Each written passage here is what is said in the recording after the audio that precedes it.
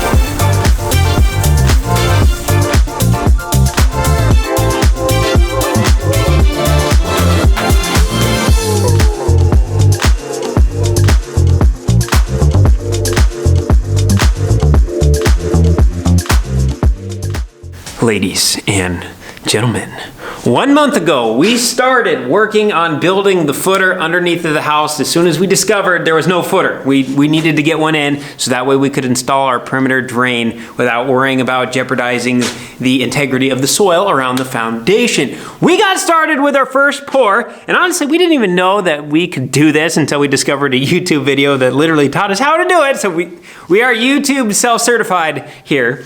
First pour went a little rough. Second pour went a little bit better. Third pour went all right. This last pour, absolutely butter smooth. I know it's hard to tell right now because we have piles of dirt in here that we still need to get out, but we have a footer here, we have a footer here. I almost stepped in that wet concrete right there, but we have a footer all the way around the entire basement.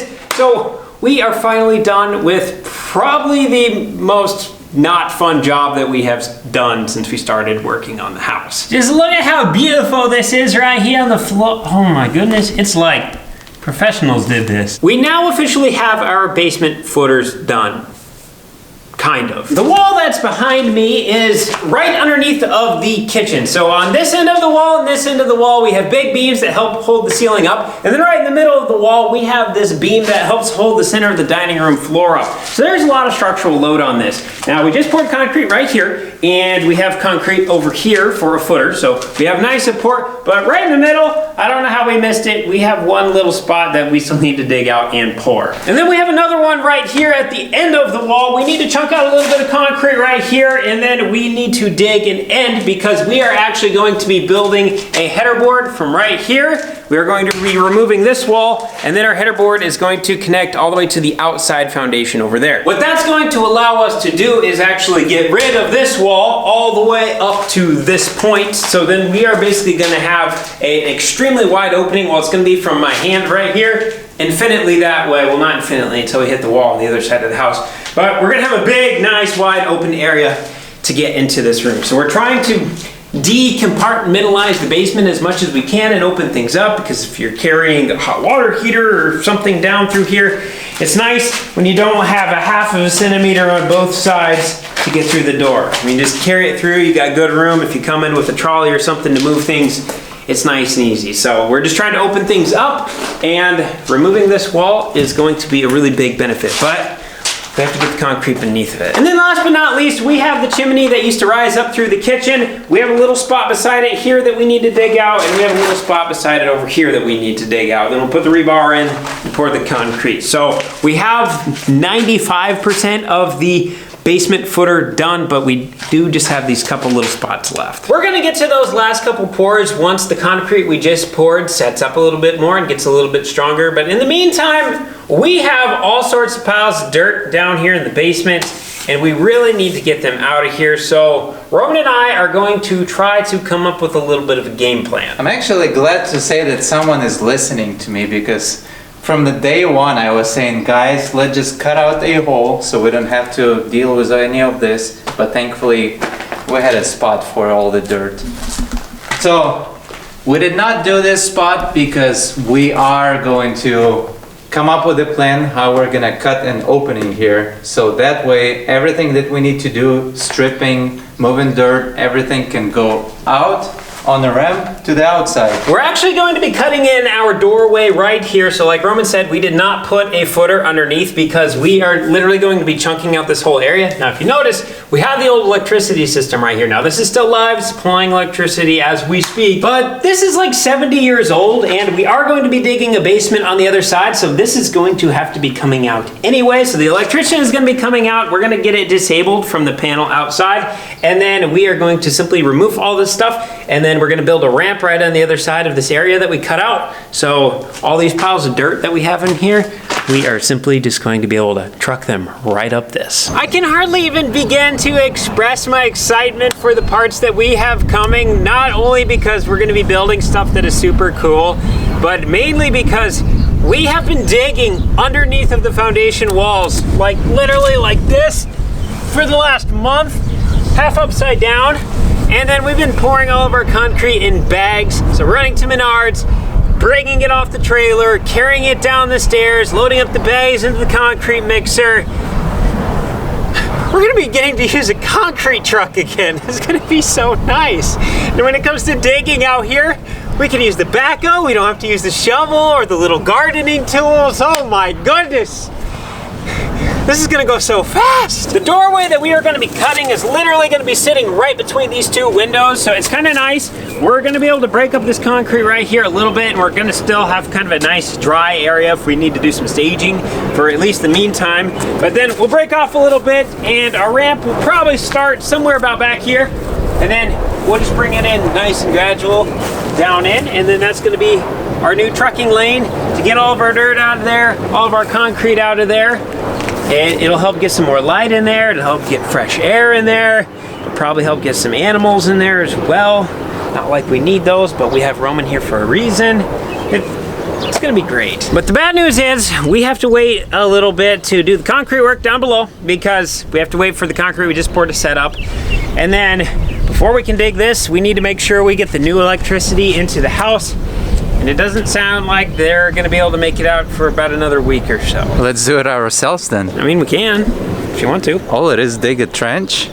We know where to rent a trencher, and maybe drag the electrician here after work hours so he can just plug them in. So here's the game plan. We have the electrical boxes right here. This is where our old grain leg used to be. We have like 85 yards concrete here. We are not moving this. This is like a 15 by 15 by 12 foot deep concrete pad full of rebar. It's not going anywhere. So we want to utilize these electrical boxes we have over here because we have little breakers on the inside of them. So we are simply going to trench from right here, and then we're gonna come through and we are gonna go right beside the well, because right now the well is powered from inside of the house. We want that outside of the house.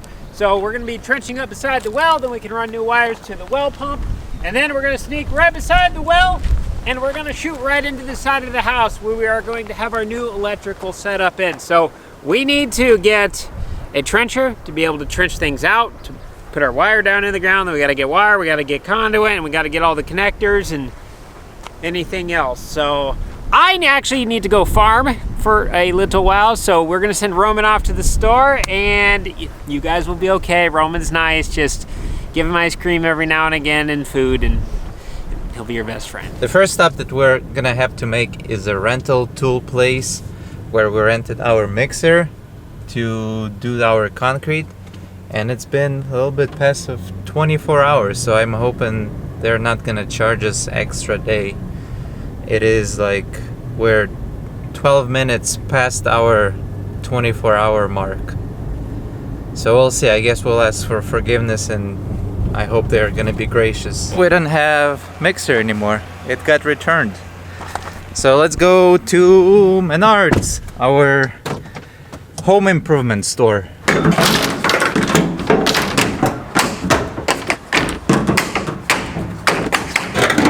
Leaving the store, got most of the stuff that we need, except for I think 2 little fittings. The thing is that we still need a wire. We're not gonna buy a wire until we know exactly how much we need, because it's like $7 or $8 a foot. So we better make sure we actually measure exactly what we need instead of just guessing and buying a ballpark number. Headed back to the farm where I'm gonna hook up the trailer so we can go and get a trencher attachment for the skid loader, so we can dig our trench for the conduit and ultimately the wire. We're back with our material, and there is an update. Wade, the electrician, he's gonna actually come here and drop the trencher off because he needs something for his project. So he's gonna be swinging by and delivering the trencher to us, and actually doing the locates to make sure we're not gonna cut through anything as we dig the trench. So thank you, Wade. We appreciate that help. Now we have a trencher delivered. The guys are gonna play around with a special tool called locator. The trench is gonna come from that panel there all the way through to the well, and then it's gonna pass and go straight to the house. So what we need to do is make sure when we trench it, we're not gonna cut anything that's underground. So that's what locator is for.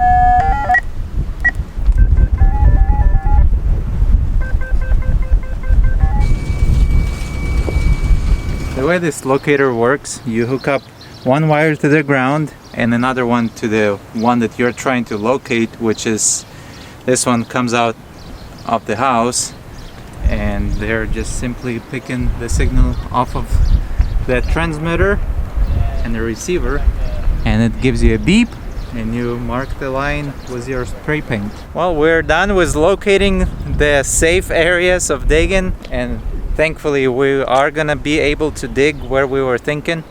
So guys are putting the electrical panel back together. They're gonna go on their way and we can start digging, I think. Sorry, I had some camera difficulties. It was malfunctioning, so we missed a couple steps that we did. One of the steps that we missed is that we got this place scraped off with the rock, so now I can start digging with a shovel. Unfortunately, that's because I don't want to damage anything that's underneath the ground.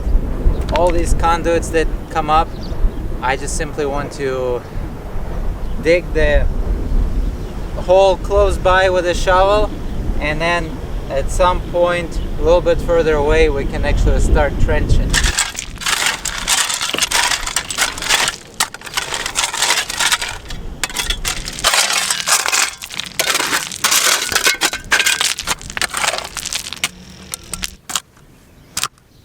Well, I did get down to those wires. Unfortunately, I nicked one of those, and it's the wire that will tease you a little bit.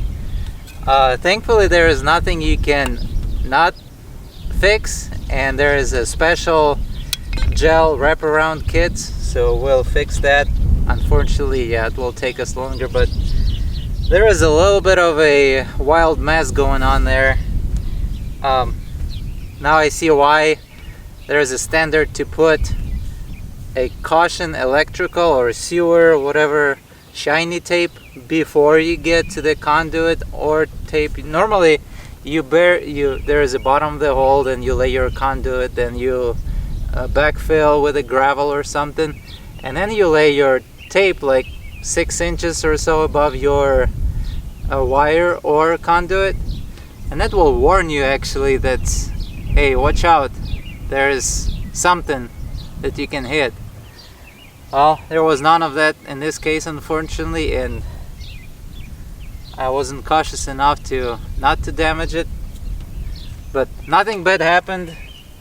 So now I'll just have to probably dig a little wider to investigate what's going where, because the wire in this conduit, it's going to our house, and I want to make sure it's not making a wild turn where we're going to trench. So this is the conduit that's going down from the house, and these are actually the wires that come up to it. I was under the impression that everything is conduit, but it's not. So we're just gonna have to be real careful. So you get to depreciate it 100 or not, and materials, folks. They can also be. We also want to take care of this messy mess, because this is just not quite right to have something like this, especially with children running around.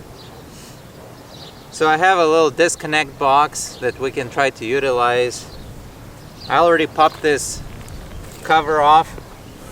Looks like there is a ton of wire that we can use. We just need to make sure how Cole actually wants it. We'll end up having a conduit that comes up with a power line to feed this well out of the main breaker panel, going into the junction box, and the well is gonna connect to it, and it should be all nice, neat, and hidden. Hello, I made it back from farming. So what we're trying to do is bring electricity from this panel here. As we can see, Roman already has the start hole dug. You can see the electrical wires that bring electricity into this box.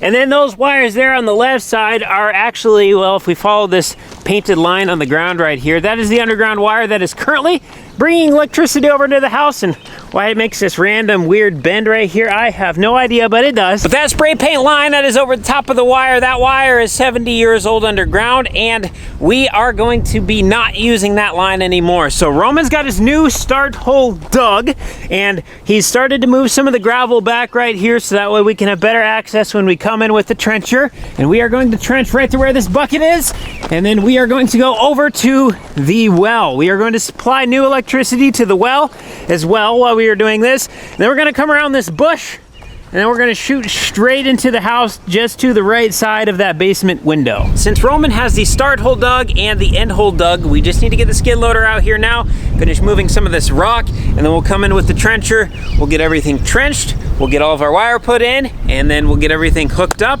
we'll backfill everything, and then we will be done. All right, Roman, why don't you grab the skid loader? It broke. What do you mean it broke? Well, you see that bucket? That's the last time it was on the skid loader. Right after that, it was no longer able to hook onto the skid loader. It broke.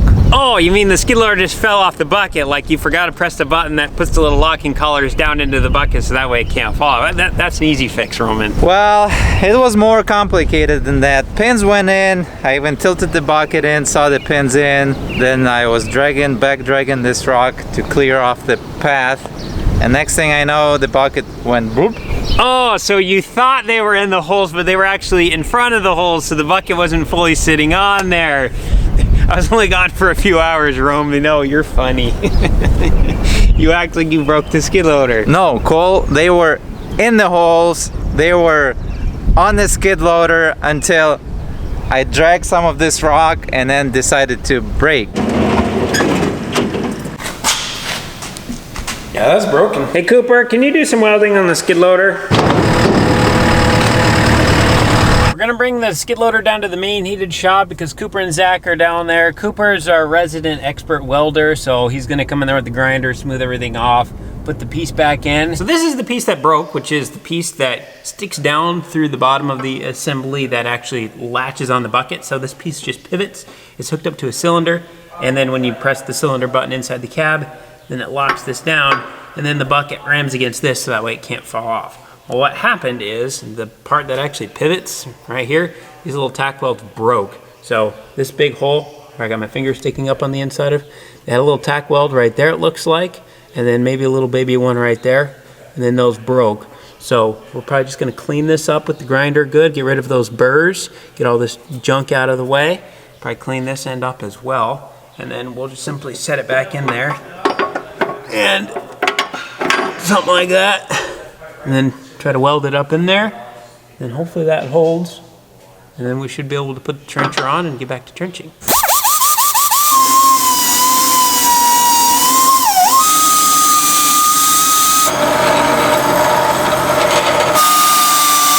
Ooh, I got a metal splinter. Ah! Oh, I feel so much better. We got all the burrs off. Now we're going in, we're removing some paint so that way we have good welding contact points.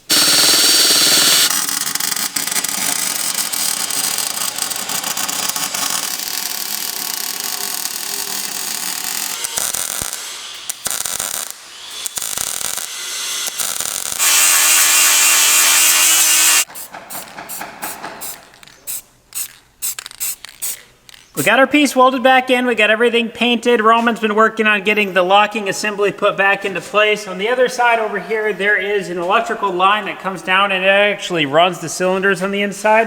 And it was hanging all loosey-goosey, floppy.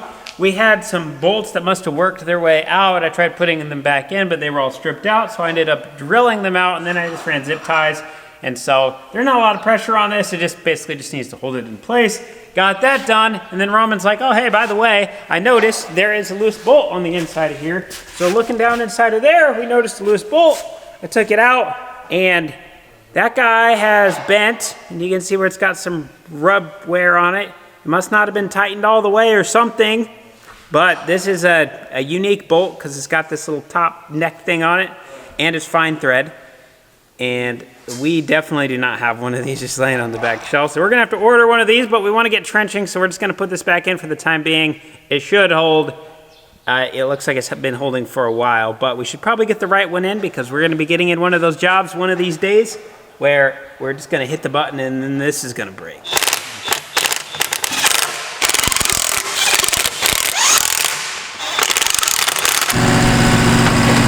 We ended up getting everything put back together. You can see we got everything spray painted up. You can't even tell we welded on the front there now, other than it being brand new fresh paint. We did try getting this assembly put back together. There's supposed to be a thing inside of here, but we found the one bent bolt, and then we also found another bolt that was broken, and Roman replaced it with one that's not supposed to go in there, but it's going to allow us to be able to get this job done today. So we ordered those parts, and we decided just to leave this out because when those parts come back in, we're gonna be taking this cover off, we're gonna be taking the side cover off again, and then we're going to be reassembling this anyway. So for the time being, since we're running into issues with not really having the right bolts in there and the bent one, we just left this out. So we're farmer fixing it right now. Now I'm going to get hooked up to the bucket, and then we're going to push some more of this top rock off to the side so that way we can get bare dirt exposed just like that. Then once we get all the rock off, we'll come in with the trencher. Finally, after sitting for 4 days, this bucket is gonna move. Don't break it, Cole. I will try not to break it.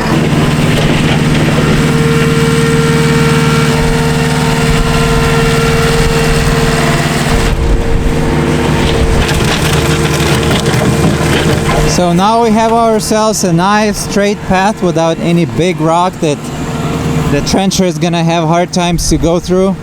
And we're just simply gonna go with our trencher tool, connect the 3 points from here to there, and from here to over there, where our power is.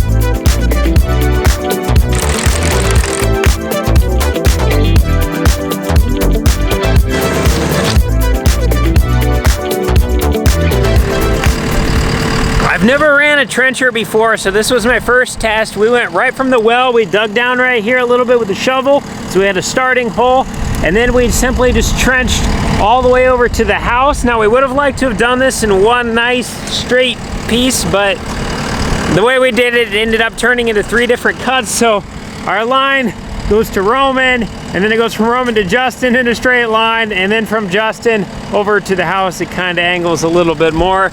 So unfortunately, they're having to do just a little bit of digging because I kind of collapsed the trenching in a couple spots when I had to make my changes.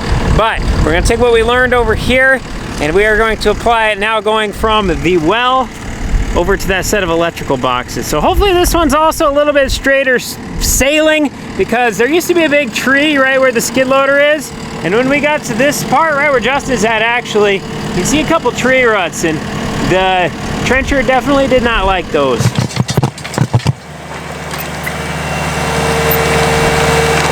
So I ran the trencher from the well over here to this electrical setup. As we can see at the bottom, all the wires that feed electricity to here are located right there. They run right here. Now, we have a couple small problems along the way. I got in right here, and if you look closely, there's some bits of plastic down there. There's some drainage tile that apparently, you can see it right down in there. I'm not gonna get my fingers in there, because as I was digging along, all of a sudden, I see a couple sparks. I see smoke coming out of the ground. There must be a wire right here. The electricians came out the other day with the locator. They found the house one, which is like right here. And so they must have thought, well, there was one here and not one over there. So anyway, somehow that one got missed. I have no idea what that goes to. We're guessing this building over here. You can see the electrical panels on the side. That's been shut down for like 5 or 6 years.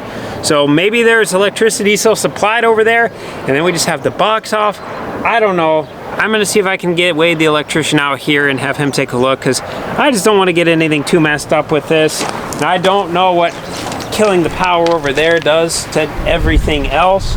So we're gonna see what he has to say about that. So in the meantime, the rest of the trench, I trenched everything in, and going through the driveway, it did not want to stay very structurally sound, and we dug it 24 inches deep and about 10 inches caved back in. So we're gonna be here with our hands and shovels for a little while.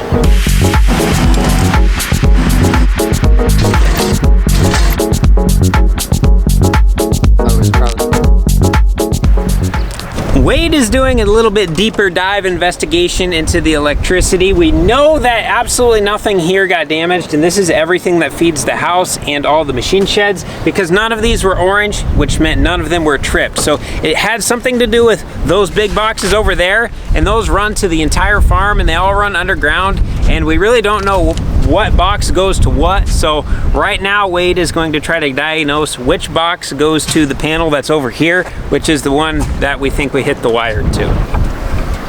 5 on all 3 there. They're kind of thinking now that the main electrical supply from there over to here, for whatever reason, passes through way out here. There's 2 conduits that are side by side inside of old drainage tile. And we think we hit the neutral on the one, because when we shut everything off over there, I don't know, we're still getting low voltage readings on this, even though things are shut off there. I really don't even know what's all going on. They just think we hit a neutral wire and they need to patch it. So I'm in the skid loader right now. I'm gonna try to break off this sidewall and dig down a little bit, so that way we can get through this hard crust on the top, and then be able to get in there with shovels and get everything exposed, so that way we can get everything all patched up and fixed. I understand how to wire up a light switch, a light, an outlet, that kind of thing, but you start getting in these sets of 6, 8 wires coming in with huge electrical supply, going into big boxes like this and getting distributed to other places. I don't understand how that works, so that's why we're leaving this one to Wade.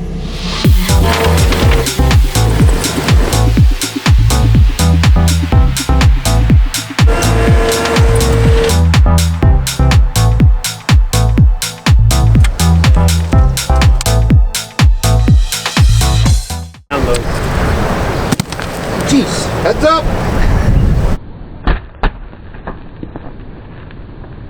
So we were up there when we were doing all of our testing, and then Wade hit down here, so we thought it was dead up there, but I guess that end was live. That could have been bad, Wade. Maybe. We're gonna let Wade and Wyatt get all the new splices put together, and then they're gonna get everything weather wrapped, because that's gonna be buried underground, so we cannot let any of the elements ever get into there, otherwise it'll cause problems with the wire in the long run.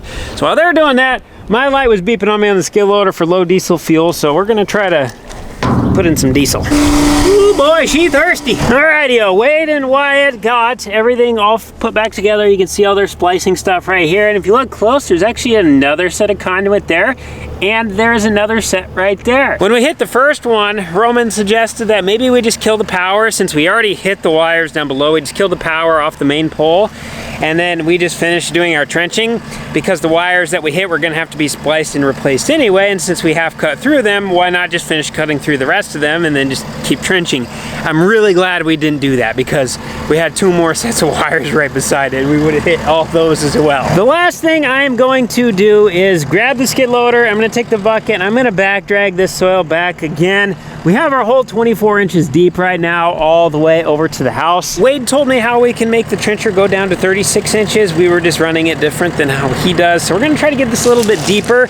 My main concern is this part of our wire that runs right underneath the middle of the driveway. If we have heavy semis and stuff driving over this, if we're only 24 inches deep, is that going to be deep enough when we have loaded semis pushing rock and everything down into it? I just don't want to have a wire break in half, so the more soil that we can have over the top of it, the better I'll feel. Over at the bin site, we already had this problem where our one underground wire, somehow driving a semi over it must have got separated or cut or something happened to it, and now we don't have juice over there, so we're gonna have to put in a new wire. So I want to try to prevent that over here.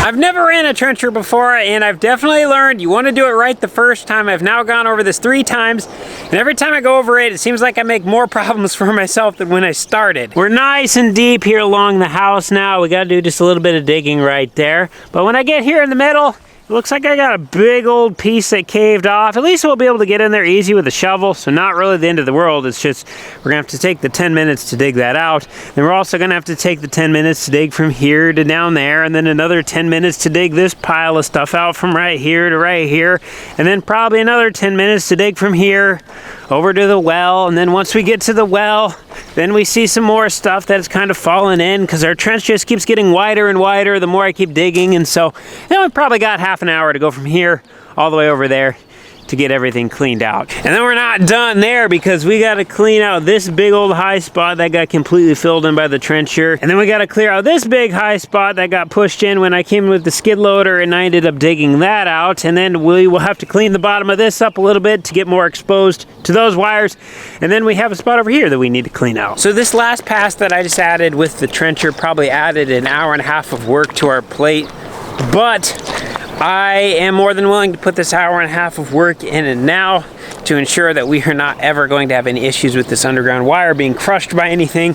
So while yes, it is annoying, it's worth it. And I know now how to trench deep, so we can do this the first time. Now, unfortunately, we did not get electricity laid into the bottom of this, or conduit, or get anything hooked up. But the good news is we got the hard parts done. We figured out how everything is gonna lay out. We figured out how to work the trencher. We got started with the digging, and we found the really scary stuff over there. Not the way we would have liked to have found them. We did have everything located, but they did not find that stuff on the locate. So what do? You just have to be careful with it, I guess. But the good news is nobody did get hurt on any of that stuff, and we now know where those wires over there are. So we have the hard part out of the way. And the whole reason we are putting all of that wire in over there instead of going straight from the box and then following this white painted line we have on the ground, which is where the electricity currently comes into the house, right here between these 2 windows, is because once we get the electricity laid in over there, then we are going to be able to break out some of this concrete. We're going to be able to take the backhoe in here. We're going to be able to dig down next to the foundation wall.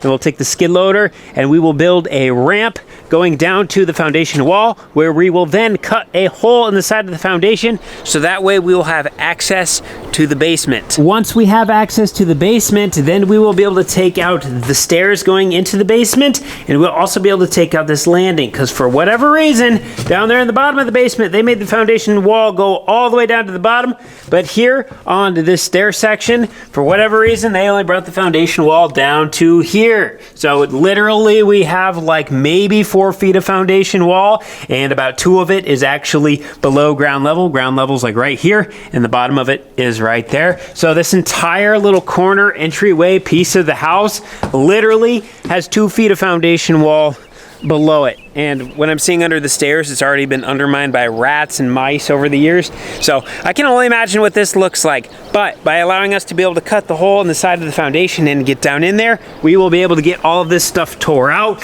We'll be able to understand what we are working with foundation underneath of here. And then we will be able to get this entire corner of the house addressed by pouring a new foundation, new footers, everything we've been doing in the basement. And speaking of basement, we just have a little bit of stuff down in there left, and by being able to have the hole in the side of the house, we will be able to do that. But we are waiting on the electricity for it, and as you can tell, Justin and Roman have left for the day, and so have Wade and Wyatt. So this is all I got for today. Thank you so much for watching. We'll see you in the next one.